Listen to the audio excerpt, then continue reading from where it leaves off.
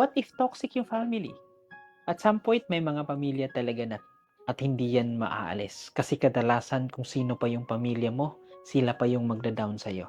Kung sino pa yung pamilya mo, kadalasan sila pa yung maninira sa'yo. Sila pa yung tipo bang magiging toxic to the point na nahihirapan ka, stress ka. Okay. Kung kaya mo na, pwede kang umalis sa lugar kung nasan sila. Kung kaya mo.